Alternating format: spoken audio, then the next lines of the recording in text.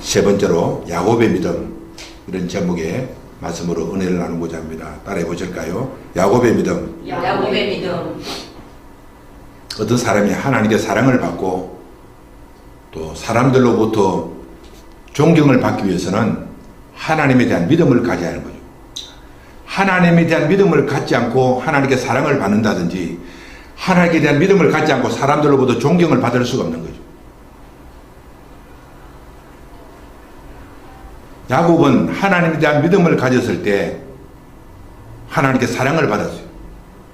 하나님께 사랑을 받을 때 뭡니까? 아브라함의 축복을 받았고 하나님께 사랑을 받을 때 그는 천국 백성이 되었어요.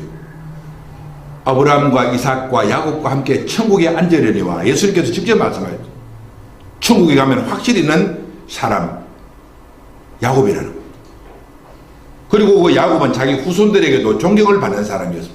우리가 잘 아는 요한복음 4장에 야곱의 후손되는 사마리아 여인이 야곱의 우물에 찾아오신 예수님을 향해서 당신이 우리 조상 야곱보다 큰 자니까.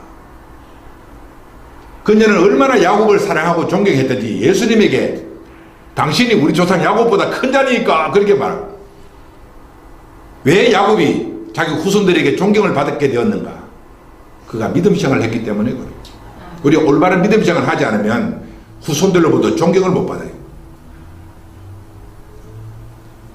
근데 오늘 우리가 알아봐야 될 것은 오늘 세 번째로 야곱은 그럼 어떤 믿음을 가졌는가? 그가 가진 믿음의 정체가 뭐기에 하나님께 사랑을 받게 되었고 사람들로부터 존경을 받았는가 하는 거기에 대해서 우리가 알아봐야 하는 거죠. 첫째로 야곱의 믿음, 첫째로 순종, 따라하시까 순종. 아브라함으로부터 이어지는 이삭의 믿음, 오늘 야곱의 믿음까지 보면 믿음은 공통적으로 들어가 있는 그 믿음의 내용 중에 순종이 포함된다는 거죠.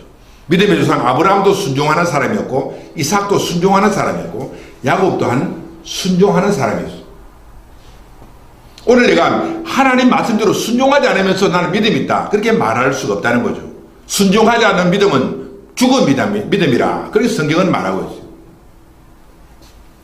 야곱은 자기 외삼촌 라반의 집에 이민을 가서 20년 동안 살다가 어느 날 하나님이 그에게 오셔서 야곱 너는 더 이상 라반의 집에 살지 말고 이제는 떠나라는 거죠. 어디로? 너희 조상의 땅 가나안 땅으로 돌아가라 하는 그 말씀을 듣습니다. 그 말씀을 듣고 그는 라반의 집을 떠나서 자기 조상의 땅 가나안 땅으로 돌아가는 결단을 하게 되더라 그런 말이죠. 야곱의 신앙이란 하나님의 말씀을 듣고 그 말씀대로 순종하는 믿음이라는 거죠. 오늘 우리도 마찬가지로 우리가 하나님의 말씀을 그냥 근성으로 듣고 흘러버리는 이런 삶이 아니라 하나님의 말씀을 받고 그 말씀대로 순종하는 이런 삶을 살아갈 때 우리는 야곱의 믿음을 가진 사람이 될 수 있다는 사실이죠. 창세기 오늘 읽은 31장 3절에 여호와께서 야곱에게 이르시되 내 조상의 땅 내 족속에게로 돌아가라 내가 너와 함께 있으리라 하신지라. 하나님은 항상 그 백성들에게 말씀하신다는 거예요. 말씀하신다. 말씀하시는 하나님. 우리가 하나님의 백성이 되었다. 하나님의 자녀가 되었다는 증거가 뭡니까? 그분은 우리에게 말씀하신다는 거예요. 그분이 나에게 말씀하심에도 불구하고 내가 말씀을 듣지 못하고 있다. 나는 하나님의 자녀가 아닐 수가 있어요. 한 집에 부모와 자식이 사는데 어떤 부모가 자식에게 말을 하지 않는다. 그 뭔가 문제가 있는 거예요. 자식이 자기 친자녀가 자식이 아니든지 뭔가 문제가 있는 자녀가 아니겠는가. 우리가 정상적인 하나님의 자녀라면 아버지 되신 하나님이 항상 우리에게 말씀하신다는 사실이에요. 그 말씀을 듣고 순종하는 사람이 믿음의 사람이요. 그런 사람이 하나님께 사랑을 받고 그런 사람들이 사람들로부터도 존경을 받는다는 거예요. 말씀하시는 하나님. 이 말씀을 하시는 하나님 어떤 하나님인가? 첫째로 때를 따라 말씀하시는 하나님. 따라하실까요? 때를 따라 말씀하시는 하나님. 때를 따라 말씀하시는 하나님은 자녀된 우리들에게 항상 말씀하시되 때를 따라 말씀하신다는 거예요. 야곱이 가나안 땅 자기 아버지 집에서 고통을 당할 때 자기 부모를 통해서 하나님은 야곱을 라반의 집, 저 아람 땅에 있는 라반의 집으로 이사를 가라. 도망을 가라고 그렇게 말씀하셨다는 거예요. 그 말씀을 듣고 그는 외삼촌 라반의 집에 가서 20년 동안 살았다는 거예요. 20년 동안 살고 있는 어느 날 하나님은 다시 오셔서 그에게 말씀하시기를 내 조상의 땅, 너 아버지의 땅 가나안 땅으로 돌아가라. 그렇게 말씀하시는 거예요. 때가 있다는 거예요. 하나님은 우리들에게 항상 때를 따라 말씀하신다는 거예요. 때. 야곱은 20년 동안 자기 외삼촌 라반의 집에 살았지만 항상 하나님은 항상 말씀하시지는 않았다는 거예요. 어떨 때는 침묵하시고 하나님은 가만히 계셨지만 때가 되면 때가 이르자 하나님은 오셔서 야곱에게 말씀하셨다. 그렇게 합니다. 자, 우리는 항상 이 세상 살아가면서 어떤 때를 만나는 것, 때. 하나님의 때가 있다는 거죠. 우리의 때가 있다는 거예요. 때를 따라 하나님은 말씀하신다는 거예요. 때를 따라 말씀하시는 그 하나님의 말씀에 귀를 기울이고 말씀대로 순종할 때 우리에게는 새로운 역사가 열리게 되고 새로운 축복의 시간이 우리에게 열리게 된다는 거예요. 하나님은 때를 따라 말씀하심에도 불구하고 말씀을 깨닫지도 못하고 귀를 막고 순종하지 않는다면 우리의 삶에는 새로운 역사가 펼쳐지지 않는다는 거예요. 야곱이 때를 따라 말씀하시는 하나님의 말씀을 듣는 것은 그가 영적으로 예민한 상태에 있었기 때문에 가능하다는 거예요. 영의 사람이 되고 영적인 사람이 되어야 하나님의 말씀을 듣지 육의 사람들은 하나님의 말씀을 들을 수가 없어요.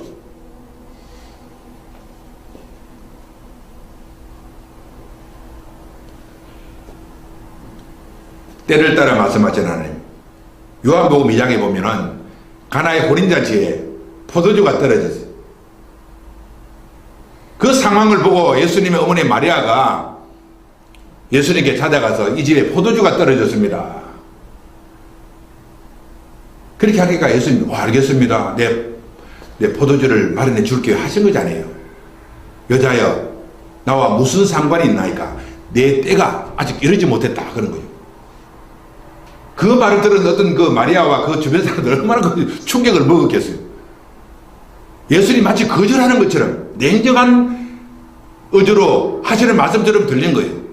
근데 마리아는 그렇지 않다는 거예요. 주님은 때가 되면 반드시 말씀하시니까 하인들에게 말씀을 기다리라 그런 거예요. 그런데 때가 되니까 주님은 하인들에게 무슨 말씀을 하셨는가? 항아리에 물을 채우라는 말씀을 주셨다는 거예요. 우리 예수님은 항상 우리에게 때를 따라 말씀하시는 하나님이에요. 내가 힘들고 어려울 때, 내가 고통스러울 때, 절망에 빠질 때 하나님은 오셔서 우리들에게 말씀하시고 또 내 삶 속에 뭔가 또 삶의 변화를 필요하게 할 때 하나님은 우리에게 찾아오셔서 말씀하신다는 거예요. 이 말씀에 귀를 기울여야 하는 거예요. 때를 따라 말씀하시는 이 하나님의 말씀에 귀를 기울일 때 우리 삶에는 역사가 일어난다는 거예요. 아멘. 두 번째로 말씀하시는 하나님을 통해서 우리 깨닫는 교훈은 뭔가? 꿈을 통해서 말씀하시는 하나님. 따라하실까요? 꿈을 통해서 말씀하시는 하나님. 꿈을 통해서 말씀하시는 하나님. 하나님은 야곱에게 말씀하실 때 꿈을 통해서 말씀하셨다. 성경은 이렇게 말하고 있어요. 31장 11절에 보면은 꿈에 하나님의 사자가 내게 말씀하시기를 야곱아 하기로 내가 대답하기를 여기 있나이다 하며 하나님이 말씀하시는 그 시간은 꿈이었다는 거죠. 꿈은 뭡니까? 밤에 잠을 잘 때 말씀하셨다는 거예요. 왜 하나님은 그냥 낮에 말씀하시지 않고 밤에 꿈에 그에게 말씀하셨는가? 오늘 여기서 우리 이 말씀에 주목해야 하는 거예요. 하나님은 밤에 꿈에 야곱에게 말씀하셨다는 거예요. 이 말씀에 주는 의미가 뭔가요? 세상 소리가 차단되는 곳에 하나님의 말씀은 들려온다는 사실이에요. 아멘. 여러분 밤에 잠잘 때 우리는 조용한 상태에 잠을 자잖아요. 잡념도 사라지고 여러 가지 근심 걱정이 사라지고 고요한 상태에 우리가 놓여있을 때 하나님의 말씀이 들려온다는 사실이에요. 성경에 보면 하나님이 그 백성들에게 말씀하실 때 항상 뭡니까? 도회를 떠나서 광야로 그들을 보내어서 광야에서 그들에게 말씀하셨다는 거예요. 이스라엘 백성들에게 생명의 복음을 전할 때 세례 요한은 그들을 끌어다가 어디로 갑니까? 광야로 끌어다가 하나님의 소리, 광야의 소리를 들리게 하셨다는 소리예요. 하나님의 음성을 듣기 위해서는 세상 소리를 차단해야 하는 거예요. 밤에 잠자면서 음악 들으면서 TV 소리를 들으면서 잠자는 사람 누가 있습니까? 잠잘 때는 다 조용, 세상 소리를 다 끄는 거예요. 세상을 차단하고 잠을 자는 것처럼 우리가 세상을 차단할 때, 잡소리를 차단할 때 하나님의 음성이 내 귀에 들려오기 시작한다는 것을 말씀하고 있습니다.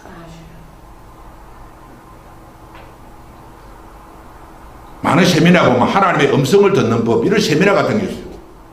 소용없어. 그런 세미나 뭐 하나님의 음성을 듣는 방법이 있겠습니까? 세상 소리를 그치고 하나님께만 집중하면 하나님의 음성이 우리에게 들려온다는 사실이에요. 잡다하게 무슨 세상 소리 듣고 막 그냥 근심걱정으로 깍차했을 때 하나님의 말씀이 들어올 여지가 없단 말입니다. 하나님의 말씀이 우리에게 들려오는 시간은 조용한 시간이요, 세상 소리가 차단되는 시간이라는 것을 말씀하고 있습니다. 아멘. 꿈에 말씀하시는 하나님, 항상 사람들 집에 텔레비 듣고 세상 음악 듣고 막 잡다한 것에 관심 가지면 하나님의 음성이 들려오지 않는다는 거예요. 밤에 꿈에 야곱에게 말씀하셨던 하나님은 바로 우리들의 하나님이 고요할 때, 세상 소리를 차단하고 고요한 시간을 맞이할 때, 조용하게 혼자 기도할 때 하나님의 음성을 듣고, 고요한 시간에 성경을 펴들 때 그곳에서 하나님의 말씀이 나에게 들려온다는 사실이에요. 그런데 우리는 어떻게 살아왔습니까? 큰 세상의 시끄러운 소리, 요즘 젊은이 보면 막 귀에 뭔가 이렇게 무엇을 꽂고 다니는, 그런 사람이 어떻게 하나님의 음성을 듣겠는가요? 요즘은 스마트폰 중독돼가지고 막 남녀노소 할 것이 스마트폰이에요.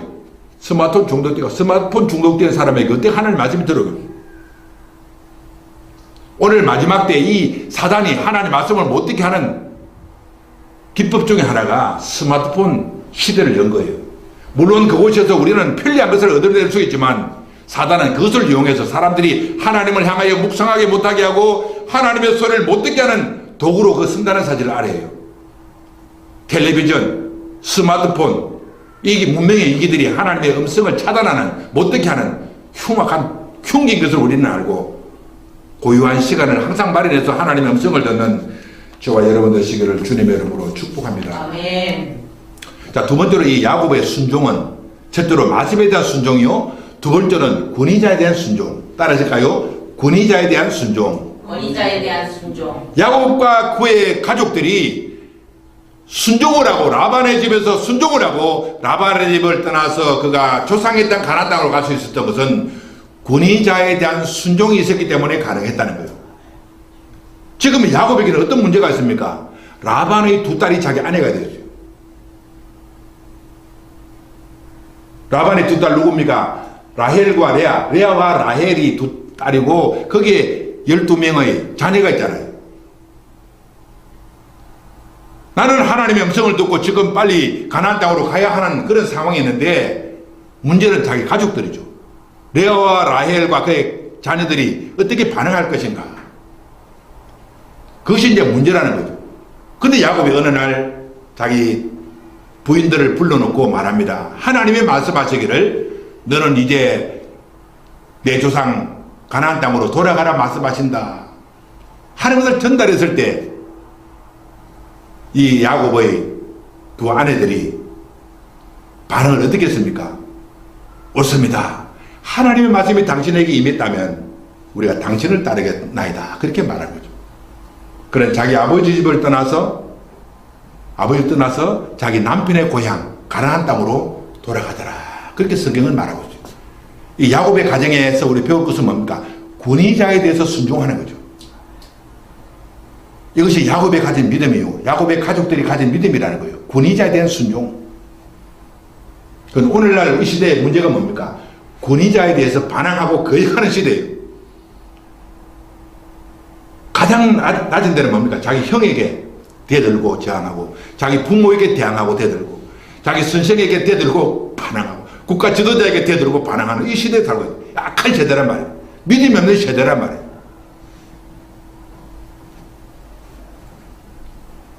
야곱의 두 아내들은 자기 권위자, 자기 남편에게 순종했다는 사실이에요. 그러면 그 남편이 어떤 남편에게 자기 아버지를 거절하고 자기 남편에게 순종했는가? 첫째로 진리를 가진 남편. 따라하실까요? 진리를 가진 남편. 진리를 가진 남편. 자기를 낳아주고 길러준 자기 아버지에게는 진리가 없었다는 거예요. 자기를 낳아준 아버지는 물론 사랑스러운 그런 아버지였지만 진리가 없고 하나님을 거역하는 그 아버지를 버리고 진리를 가진 자기 남편을 따라서 남편의 고향으로 이사를 가더라. 그렇게 성경은 말하고 있어요. 그럼 오늘 우리의 순종은 뭡니까? 진리를 따라 순종하는 거예요. 진리. 무엇이 진리인가? 진리가 있는 곳으로 순종할 때 우리의 삶에는 변화가 일어나고 축복이 있고 하나님의 새로운 역사가 펼쳐진다는 사실이에요. 진리에 대한 순종. 야곱의 두 아내들, 야곱의 가족들은 진리에 대한 순종을 했다는 거예요. 진리. 그 다음에 야곱의 두 아내를 통해서 배우는 교훈은 뭔가? 더 나은 가치에 대한 순종이요. 따라하실까요? 더 나은 가치에 대한 순종. 더 나은 가치에 대한 순종. 어느 날 야곱이 자기 두 아내에게 하나님이 말씀하시기를 너는 라반의 집을 떠나서 가나안 땅으로 가라는 하나님의 말씀이 있다고 말했을 때 두 아내들은 아멘 아멘 우리가 당신을 따르겠나이다 그렇게 말했어요. 이 야곱의 가족들 두 아내가 순종을 할 수 있었던 근거는 뭔가요? 더 나은 가치를 향한 순종이라는 거예요. 따라하실까요? 더 나은 가치를 향한 순종. 더 나은 가치를 향한 순종. 자, 오늘 우리의 삶에는 순종을 해야 하는데 그 순종은 더 나은 가치를 향해서 우리는 순종을 해야 한다는 거예요. 오늘 우리가 또 선택을 하게 될 때 예를 들어서 여기 금덩어리가 있고 여기 돌덩어리가 있어요. 둘 중 하나를 선택하라. 누가 돌덩어리를 선택하겠어요? 더 나은 가치가 있는 금덩어리를 선택하지. 우리는 항상 선택을 할 때 더 나은 가치가 뭔가? 더 나은 가치가 뭔가를 생각하고 순종을 할 때 하나님의 역사가 일어나고 축복이 있고 하나님의 사랑이 임한다는 사실이에요. 오늘날 너무나 많은 사람들이 더 나은 가치를 버리고 가치가 없는 곳에 순종을 하고 그것을 따르기 때문에 문제가 생긴다는 거예요. 야곱의 형 에서는 뭡니까? 자기 앞에 장자의 명분이 있었고 팥죽이 있었어요. 두 가지 중에 하나를 선택해야 할 때 그가 배가 고프단 말입니다. 당장 배가 고프니까 내가 뭐 장자의 명분이 내게 무슨 소용이 있는고 당장 배가 고프니까 구복을 채우는 팥죽을 달라. 팥죽을 선택하고 장자의 명분을 버려버렸단 말이에요. 더 나은 가치를 따르는 이런 순종이 없었기에 에서는 하나님께 미움을 받았고 후손들로부터도 버림을 당하는 비극의 주인공이 되더라는 거예요. 반면에 야곱은 팥죽을 버리고 장자의 명분을 선택했잖아요. 그런데 하나님께 사랑을 받고 후손들로부터 존경받는 거예요. 오늘 우리는 더 나은 가치를 향한 순종. 나에게 더 나은 가치가 뭔가? 우리가 나에게 24시간의 시간이 주어졌는데 이 시간을 내가 무엇으로 쓰는가? 이것을 가치 있는 데 시간을 쓰는 사람이 있고 가치 없는 데 시간을 쓰는 사람이 있어요. 가치 있는 데 시간을 쓰는 그런 사람들이 복된 사람이에요. 내게 지금 물질이 있다. 이 물질을 가치 없는 데 쓰는 사람이 있어요. 근데 물질을 가치 있는 데 쓰는 사람이 있어요. 복된 사람이에요. 가치 있는 곳에 순종하고 가치 있는 곳에 투자하라는 거예요. 그 야곱에게 우리가 배우는 교훈이라는 거죠. 이런 내용들이 성경에도 여러 곳에 기록되고 있는데 우리가 잘 아는 대로 룻기에서 나오는 룻이 그렇잖아요. 룻은 모압 여인이에요. 근데 유대인하고 결혼했는데 유대인 남편이 그만 죽어버렸어요. 자기 시어머니가 내가 너에게 무슨 소망을 주겠는가? 너는 친정으로 돌아가라. 친정 모압으로 돌아가라고 하는 자기 나오미의 시어머니의 권면을 듣고 룻은 그렇지 않았다는 거예요. 내가 내 조상 모압 땅으로 돌아가지 않겠습니다. 나는 어머니를 따라서 어머니의 고향 하나님의 나라로 나는 돌아가겠습니다. 그는 자기 시어머니의 손을 잡고 죽은 남편의 고향 베들레헴으로 돌아갔다는 거예요. 그런 선택을 할 때 하나님은 그 룻을 얼마나 기뻐하시고 베들레헴 땅에 새로운 남편을 예비하시고 축복을 예비하셔서 그에게 은혜를 베풀더라. 성경이 그렇게 말하고 있어요. 더 나은 가치. 왜 룻이 모압을 버리고 베들레헴으로 갔는가? 더 나은 가치가 그것이었기 때문이죠. 오늘 우리는 항상 생각하기를 무엇이 더 나은 가치인가? 어떤 것이 나에게는 더 나은 가치인가를 생각해야 해요.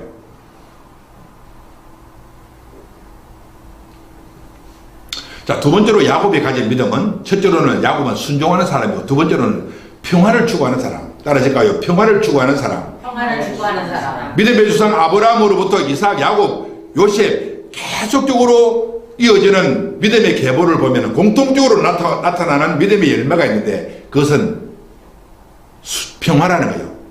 평화. 야곱은 평화를 추구하는 사람이었어요. 오늘 우리가 인생을 살아가면서 평화를 추구하지 않는 삶을 산다면 난 믿음의 사람이 아니에요. 지금 우리가 세계를 보면 지금 막 전쟁의 분위기를 막 일으켜서 사람들에게 불안하게 하는 것은 그 사람은 믿음의 사람이 아니에요. 믿음의 사람은 누굽니까? 분쟁이 있는 곳에 평안을 가져오는 사람이에요. 다툼이 있는 곳에 화목을 일으키는 사람이 믿음의 사람이죠. 야곱이 바로 평화의 사람이에요. 야곱은 20년 동안 자기 외삼촌 라반의 집에서 삶을 청산하고 하나님의 인도를 받아서 그는 자기 고향 가나안 땅으로 돌아가고 있습니다.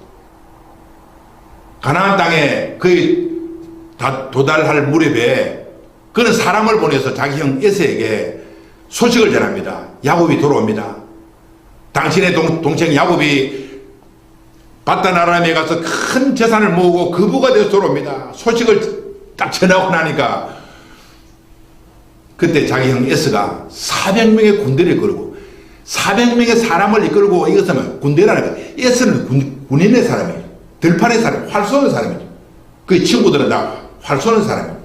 400명의 사람을 데리고 온다는 이야기를 듣고 야곱이 불안한 거예요.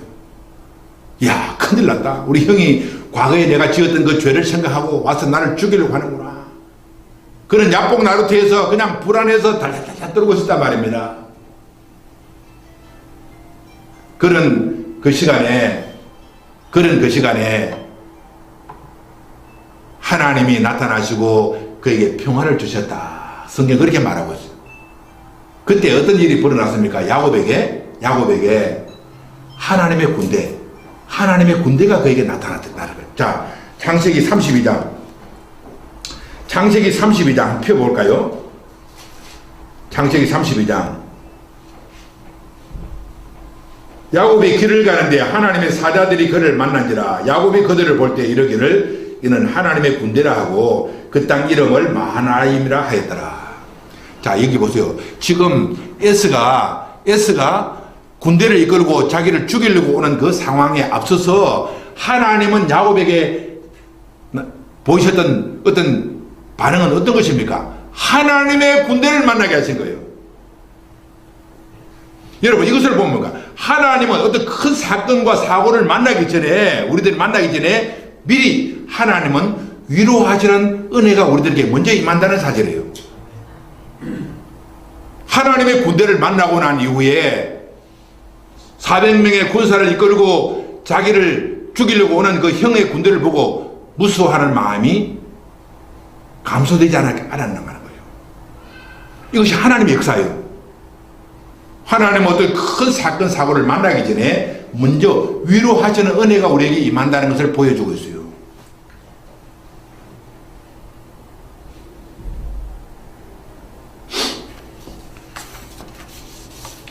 야곱은 하나님의 군대를 만남으로써 얻은 평화가 있다는 거죠. 자, 그럼 오늘 우리도 마찬가지로 우리가 이 험악한 세상 살아갈 동안에 어떻게 우리가 평화를 얻는가? 무엇을 통해서? 야곱처럼 하나님의 군대를 만나는 그런 체험을 해야 되지 않겠는가 하는 거예요. 자, 우리가 사는 이 세상에는 눈에 보이는 어떤 현상만 있는 것이 아니라 눈에 보이지 않는 영적인 세력들이 있다는 사실을 알아야 해요. 하늘 군대는 천사들의 군대죠. 자, 예수님이 십자가에 달리고 고통당할 때 그 유대인들이 제사장들이 금과 몽치를 가지고 예수님을 잡으러 왔을 때 예수님 하신 말씀이었어요. 내가 12영이나 되는 군대를 파송해서 나를 보호하지 못할 줄 아느냐, 그렇게 말씀하셨어요. 원수들이 칼과 몽치를 들고 잡으러 오는 그들을 향해서 예수님 하신 말씀이 내가 하늘 군대를 보내어서 너희들을 막아내지 못하겠는가, 그렇게 말하고 있어요. 예수님은 하늘 군대를 가지고 계시다는 것을 말하고 있어요. 요한계시록에도 보면은 백마를 타고 흰옷을 입은 자들이 예수님을 따라가는 그 하늘 군대의 이야기가 기록되고 있어요. 구약에도 보면은 그 사마리아 성이 아람 군대에게 포위되었을 때 엘리사가 그 자기 종 게하시에게 말했습니다. 그 아람 군대가 그 모래알처럼 많은 군대가 있을지라도 엘리사는 자기 종 게하시에게 우리와 함께한 자가 저들이 함께한 자보다 더 많다 그렇게 말하고 있어요. 엘리사 종 게하시가 그 말 듣고 기가 막히는 거예요. 우리 사마리아 성에 보면 군대가 지금 군대도 없는데 바깥에 우리의 적 아람 군대는 지금 벌떼처럼 모래알처럼 많은 군대가 있는데 이 엘리사 선생이 지금 좀 잘못된 거 아닌가? 정신이 좀 헷가당한 거 아닌가? 그렇게 생각한 거예요. 우리 군대가 더 많다는 거예요. 그때 엘리사가 자기 종 게하시를 향해서 하나님 저 게하시의 눈을 열어주시고 저 사람의 눈을 열어서 하늘 군대가 있는 것을 보게 하소서 그랬더니 게하시의 눈이 비늘 같은 것을 벗겨주고 그의 눈에 영의 눈이 열리자 하늘 군대가 자기 주변에 둘러 진치고 들어서 보았어요. 이것이 바로 영적인 세계라는 거예요. 사람이 영적인 눈이 닫혀버리면 보는 것도 보지 못하고 장님으로 살아가는 거예요. 눈에 보이는 것만 믿고 살아가는 거예요. 눈에 보이지 않는 세계가 있음을 여러분 알아야 되는 거예요. 하나님의 성령이 오면 내가 눈에 보이지 않는 천국과 하나님과 장차될 심판을 우리가 믿을 수가 있는 거예요. 믿게 되는 거예요. 하나님의 성령이 오지 않으면 그 사실을 우리가 육의 눈으로는 못 보고 못 믿는다는 사실이에요. 하늘 군대. 야곱은 하나님의 군대, 즉 마하나임을 그가 경험했다는 사실이에요. 오늘 이 시간 말씀을 듣는 저와 여러분 영의 눈이 열려서 영적인 세계를 보는 안목을 가진 저와 여러분 되시기를 주님의 이름으로 축복합니다. 아멘. 두 번째로 야곱은 어떻게 자기 삶 속에 불안함과 두려움을 이기고 평화를 얻어내는가? 첫째로는 하나님의 군대를 만났고 두 번째로는 겸손함. 겸손함으로 얻은 평화라는 거예요. 따라하실까요? 겸손함으로 얻어낸 평화. 겸손함으로 얻어낸 평화. 왜 내가 삶 속이 불안하고 삶 속이 어지럽고 삶의 평화가 깨어지는가? 교만하기 때문에. 사람들이 교만하면 자기 삶 속에 문제를 일으키고 분쟁을 일으키고 삶 속에 평화를 잃어버리는 거예요. 이런 사람들이 평화를 얻기 위해서는 어떻게 해야 합니까? 겸손을 회복해야 하는 거예요. 야곱은 자기 삶 속에 부닥쳐오는 에서의 군대를 만나기 전에 그의 마음속에는 겸손함이 회복됐다는 것을 말합니다. 자, 어떻게 알 수 있는가요? 자, 창세기 32장 4절을 보니까요. 창세기 32장 4절 5절 한번 읽어볼까요? 같이.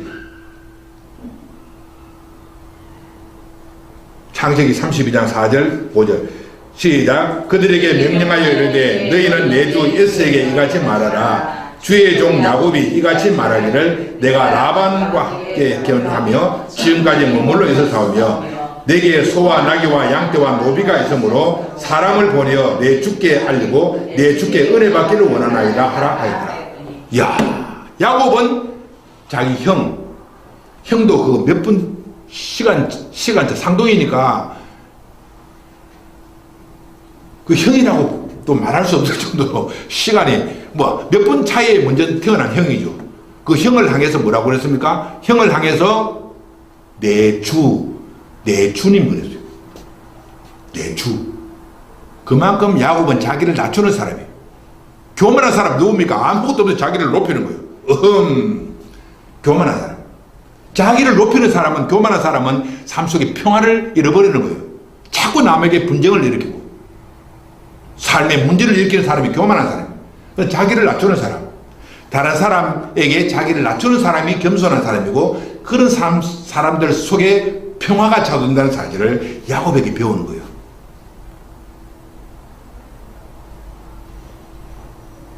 야곱은 자기 형 에서에게 내 주 그래서 내 주여 그래서 주. 그를 높이고 자기를 낮췄다는 거예요. 겸손한 사람은 상대방을 높이고 자기를 낮추는 거예요. 교만한 사람 특징이 뭡니까? 상대방을 낮추고 자기를 높이는 거예요. 교만한 사람의 특징은 패망의 선봉이요 거만한 마음은 넘어집의 앞잡이라고 성경은 말하고 있어요. 하나님은 겸손한 자에게 은혜를 주시고 겸손한 자를 구원하시고 겸손한 자에게 천국을 주신다는 사실을 알아야 합니다. 아멘. 오늘 내 교만해진 내 마음을 낮추고 겸손을 회복하는 저와 여러분 되시기를 주님의 이름으로 축복합니다. 아멘. 세 번째로 야곱은 어떻게 자기 삶의 평화를 이루었는가? 예물을 드림으로. 따라하실까요? 예물을 드림으로 이루어낸 평화. 예물을 드림으로 이루어낸 평화. 야곱은 과거에 자기 형에게 잘못을 저질렀잖아요. 죄를 지었단 말입니다. 그 형에게 화목을 이루기 위해서 형에게 무엇을 드렸는가? 예물을 드렸다는 거죠. 선물을 드림으로써 형의 분노스러운 마음을 풀어줬다는 거예요. 운수된 사람과 화목하기 위해서는 예물을 드려야 하는 거예요. 사람이 선물을 받으면 그 선물로 인해서 사람의 마음이 풀어진다는 거예요. 우리가 하나님도 마찬가지예요. 하나님 앞에 나올 때 헌물을 하는 것은 뭡니까? 하나님과 우리 사이에 화목을 이루기 위해서 하나님의 마음을 좀 풀어주십시오 하는 마음으로 헌물을 드리는 거예요. 그것이 예물의 성격이란 말입니다. 자, 창세기 32장 13절에 야곱이 거기서 밤을 새우고 그 소유 중에서 형 에스를 위하여 예물을 택하니, 또 20절에 또 너희는 말하기를 주의 종 야곱이 우리 뒤에 있다 하라 하니, 이런 야곱이 말하기를 내가 내 앞에 보내는 예물로 형의 감정을 푼 후에 대면하면, 그랬어요. 예물은 뭡니까? 상대방의 감정을 풀어준다는 거예요. 하나님과 우리 사이에 우수된 관계가 있으면은 그 하나님의 감정을 풀어주기 위해서 예물을 드려야 하는데, 그 예물이 누굽니까? 예수님이죠. 예수 그리스도가 십자가에 죽어서 그 죽음을 하나님 앞에 예물을 드렸을 때 하나님의 감정이 다 풀어졌다는 거예요. 우리는 이 세상 살아갈 동안에 예물 드리는 삶을 생활해야 하는 거예요. 예물. 잠언서에도 보면 선물을 주기를 절개하는 자는 그 길이 너그럽게 된다고 말하고 있죠. 선물을 주기를 좋아하는 자는 그 길이 형통하다는 거예요. 왜? 선물은 사람의 마음을 풀어주기 때문에 그렇다는 거예요. 그 다음에 네 번째로 야곱은 어떻게 자기 삶 속에 평화를 이뤄내는가? 자기 삶의 변화를 통해서. 따라하실까요? 내 삶의 변화를 통해서 얻어낸 평화. 내 삶의 변화를 통해서 얻어낸 평화. 우리가 평화를 만들기 위해서는 내가 변화되어야 되는 거예요. 변화. 왜 자기 형 에스가 야곱을 미워합니까? 야곱을 죽이려고 합니까? 자기의 장자권과 축복권을 도적질 했기 때문에, 그 감정 때문에 그런 거예요. 그런데 야곱이 변화를 받았을 때 자기 동생을 죽이려고 하는 그 악감정이 풀어지고 평화와 화목이 야곱과 에서 사이에 임했더라는 거죠. 오늘도 마찬가지로 인간관계의 평화는 내가 변화를 입어야 하는 거예요. 내가 변화 입지 않으면 내 주변에는 항상 가시 같은 사람, 날 힘들게 하는 사람이, 환경이 항상 놓여 있다는 사실 아래에요. 우리가 인생을 살면서 나를 괴롭게 하는 환경이 있다. 그 환경이 있다면 하나님이 그 환경을 통해서 네가 변화되라는 거예요. 야복 나루트에서 400명의 군사가 너를 죽이려고 온다는 그 환경 속에서 야곱은 자기 변화를 추구한 거예요. 내가 변화되면 환경이 변화되는 거예요. 내가 변화되면 내 주변 사람이 변화되는 거예요. 내가 변화되지 않고 사람을 변화시킬 수 없고, 내가 변화되지 않고서는 환경을 변화시킬 수 없다는 사실. 야복 나루트에서 큰 고통을 당하는 이 야곱에게 여호와의 사자, 즉 예수 그리스도가 나타나셨어요. 예수 그리스도가 나타나셔서 하시는 말이 뭔가요? 네 이름이 뭔가? 야곱입니다. 야곱은 뭡니까? 사기꾼이라는 거죠. 아무리 이름이 그렇도 사기꾼이라는 이름이 뭔가요? 발 뒤꿈치를 잡는 자, 사기꾼. 그 여호와의 사자가, 예수님이 야곱에게 하신 말씀이 내 이름을 다시는 야곱이라 부를 것이 아니라 이스라엘이라 부르게 하리라. 그렇게. 이걸 통해서 지금 이스라엘 민족이 탄생한 거예요. 이 한 사건 통해서 그 이스라엘 민족이 탄생했고, 야곱의 12아들이 이스라엘 민족을 이루는 근간이 됐다는 말이에요. 오늘 내 한 사람 한 사람의 변화를 통해서 내 가정이 얼마나 큰 변화가 있겠고 얼마나 큰 하나님의 축복이 임할 것인가를 생각해야 하는 거예요. 내가 변화되고 거듭나면 내 가정이 새롭게 되고 신앙의 명문가로 거듭난다는 사실을 알아야 해요. 아멘. 야곱이 야곱으로 살아가게 된다면 그 과정을 통해서 하나님은 이스라엘 민족을 세우시겠는가 하는 거예요. 야곱이 이스라엘 민족으로 변화되었을 때 12아들들이 자기 12아들들이 12지파를 이루어서 이스라엘 민족을 이루어내는 그런 기초가 됐다는 사실을 말하고 있어요. 요한계시록에는 야곱의 12아들이 천국으로 들어가는 입구에 야곱의 12아들의 이름이 적혀있더라. 성경이 그렇게 말하고 있어요. 오늘 저와 여러분 변화되게 되시기 바랍니다. 아멘. 야곱이 아니라 이스라엘로 변화되어야 하는 거예요. 교만한 야곱이 아니라 겸손한 이스라엘로 변화되어야 하는 거예요. 남을 속이는 야곱이 아니라 남에게 은혜 베풀고 남에게 사랑을 나누는 그런 이스라엘이 되어야 하는 거예요. 아멘.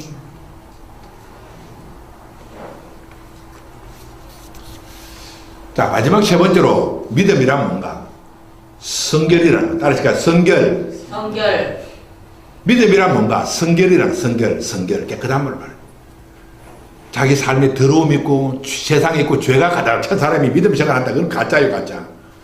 믿음 생활하는 사람은 자기 삶 속에 더러움을 밀어내고 성결함을 추구하는 사람이에요. 자, 예를 들어서 내가 옷을 깨끗한 옷을 입었다. 흰 옷을 입었다. 거기에 무슨 때가 묻었고 어떤 얼룩이 지면은 괴로워서 못 견뎌요. 그렇지 않습니까? 빨리 세탁소 가서 드라이해서 흰 옷을 만들어야 깨끗하게 만들어야지. 근데 더러운 옷 입은 사람은 거기에 때가 묻든지 무슨 티끌이 묻든지 관심이 없어요. 믿는 사람이란 뭡니까? 흰 옷 입은 사람이에요. 흰 옷 입은 사람은 자기 삶 속에 조그마한 허물이나 티끌이 묻어도 괴로워서 견딜 수가 없어요. 씻고 자기를 깨끗하게 하는 사람이 믿음의 사람이에요. 야곱은 성결을 추구하는 사람이죠. 어느 날 자기 가족을 이끌고 외삼촌 집을 떠나서 이제는 자기 고향 가나안 땅으로 가는데 세겜이라는 성에 머물러서 잠시 거류하게 됐어요. 그럼 잠시 머물다가 다시 가야 되는데 야곱의 딸 디나가 어떤 생각을 했는가? 세겜성 여자들은 어떤 삶을 사는가 한번 보러 가자. 그녀가 그냥 세겜성에 들어가서 세겜성 사람들하고 교제를 나누기 시작한 거예요. 그 소문이 세겜성 사람에게 다 퍼져버린 거예요. 아, 저기 이방인 유대인이 한 사람 들어왔는데 인물이 너무너무 이쁘다. 디나가 너무너무 이쁘다. 그러니까 세겜성의 그 추장 아들 세겜이 그 소리를 듣고 와서 디나를 가만히 보니까 아니나 다를까 인물이 너무너무 이쁘다 말입니다. 그래서 그만 그녀를 끌어다가 그만 욕을 보였어요. 성도들이 세상을 사랑하고 세상에 기웃거리면 세상 왕 마귀에게 욕보임을 당한다는 것을 말하고 있어요. 그러자 이 분노를 느낀 야곱의 두 아들 시몬과 레위가 이런 야만인들이 있나? 어떻게 내 동생을 저렇게 욕보이나? 칼을 들고 찾아가서 세겜성의 남자들을 칼로 찌겨서 죽여버렸어요. 그러니까 그 동네 또 전쟁이 일어난 거예요. 그 주변 사람 듣고 야곱의 가족을 다 죽이려고 주변 사람들이 막 불때처럼 들고 일어난 거예요. 이때 하나님이 나타나셔서 야곱에게 일어나 베들로 가라. 베들로 가라. 그 환란의 날에 그들은 가족을 이끌고 베들로 가서 베들로 가기 전에 세겜성 상수리 나몰에서 야곱의 가족들이 가진 우상과 몸에 꾸미고 있는 여러 가지 장식구들을 다 세겜나무, 세겜 상수리 나무에 다 묶고 베델로 올라가서 하나님 앞에 예배 드렸을 때 죽이려고 달려오던 그 원수들이 큰 두려움을 느끼고 다 떠나가 버린 거예요. 다시 평화가 찾았다는 거예요. 오늘 내 삶 속의 평화는 하나님이 주시는 평화라는 것을 알아야 돼요. 하나님이 나에게 평화를 주시지 않으면 평화를 얻을 수가 없어요.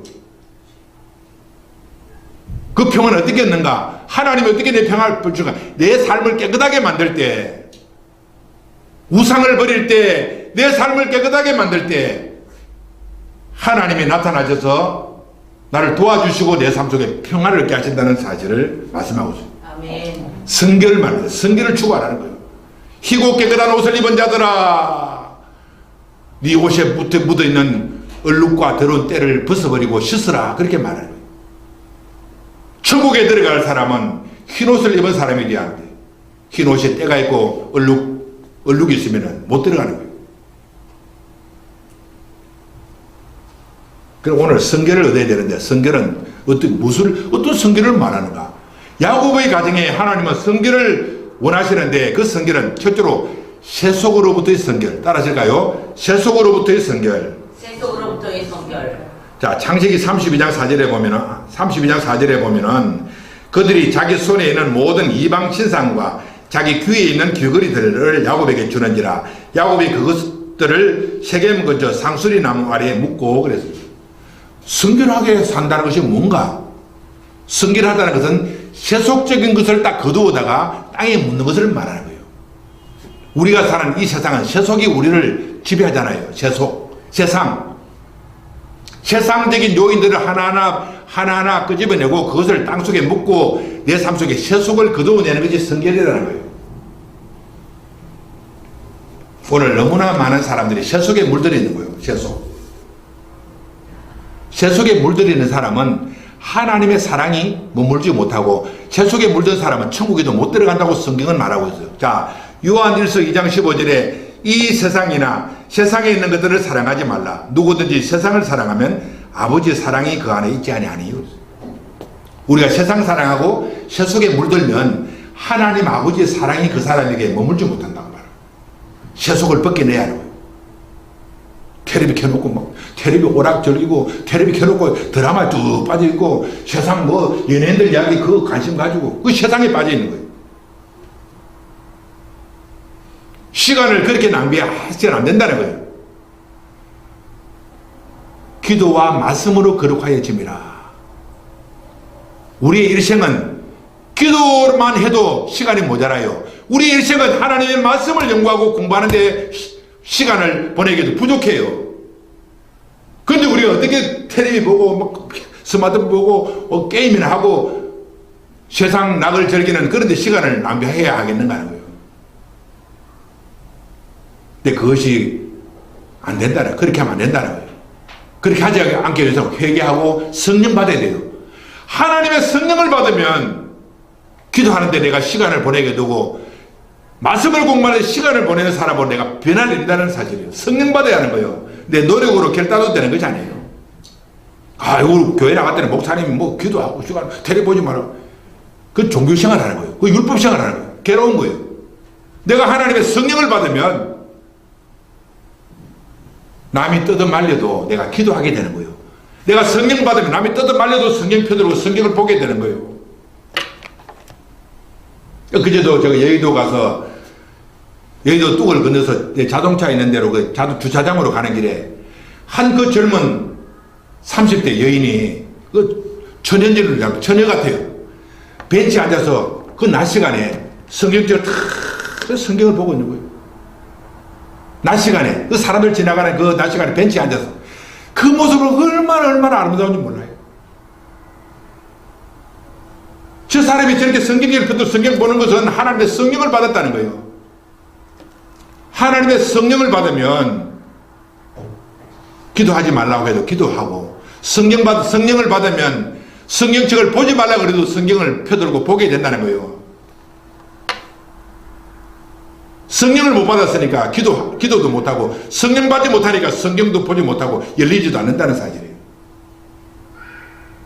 술 취하지 말라 이런 방탕한 것이니 오직 성령의 충만함을 받아라. 사도 바울은 에베소에 들어가서 에베소 사람들에게 너희가 믿을 때 성령을 받았느냐? 그래서 성령? 이 성도 우리가 듣지도 못했다. 교회 생활하면서 성령을 받지 못하고 살아가는 사람은 껍데기예요, 껍데기. 오늘 이 말씀을 듣는 저와 여러분 다 성령으로 충만하게 되시기 바랍니다. 아멘. 성령의 사람이 되면 그런 자동적으로 기도하게 되고 성령을 받게 되면 그 사람은 자동적으로 성경을 보게 되고 성령을 받게 되면 자동적으로 설교 말씀에 귀를 기울여야 되는 거예요. 자동적으로.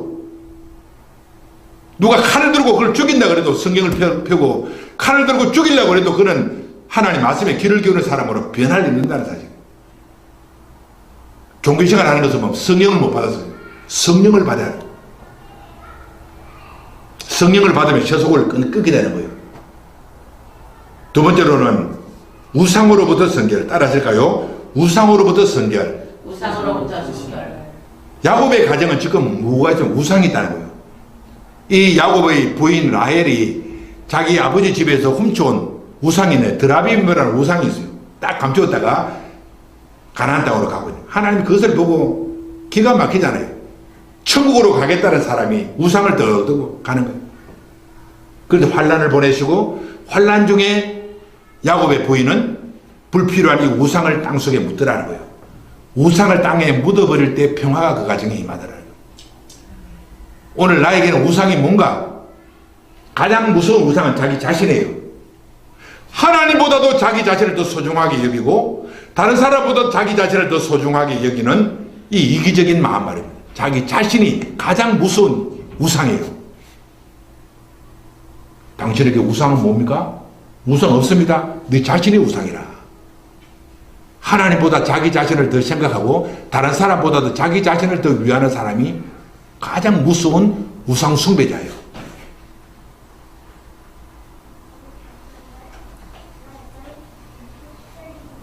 또 하나님보다도 어떤 자기 가족을 사랑하고 하나님보다도 돈을 사랑하고 하나님보다는 명예 권세를 사랑하는 사람이 있다면 그 사람도 우상 숭배자예요. 우리는 하나님을 가장 높은 데 두는 신앙생활을 해야 그 사람은 참 믿음의 사람이요, 하나님께 사랑받을 사람이요, 천국 들어갈 사람이라는, 그것이 내 힘으로 되는 것이 아니에요. 그렇게 되기 위해서는 예수를 믿고 하나님의 영을 받아야 돼요. 하나님 성령을 받으면 그것이 자동적으로 이루어지는 거예요. 아멘. 그 다음에 세 번째로 성결을 어떻게 얻는가? 예배를 통한 성결. 따라하실까요? 예배를 통한 성결. 예배를 통한 성결. 야곱은 자기 가정을 성결하게 만들기 위해서 하나님 앞에 예배를 드린다.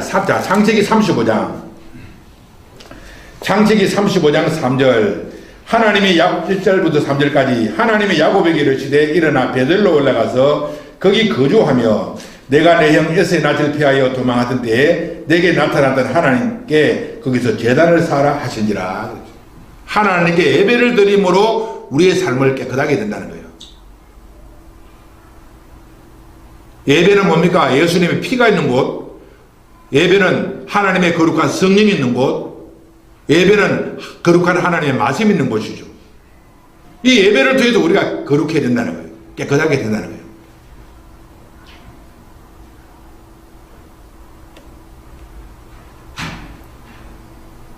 오늘 야곱이 가진 믿음이 뭔가 우리 이 낮 시간에 다시 한번 살펴보았습니다.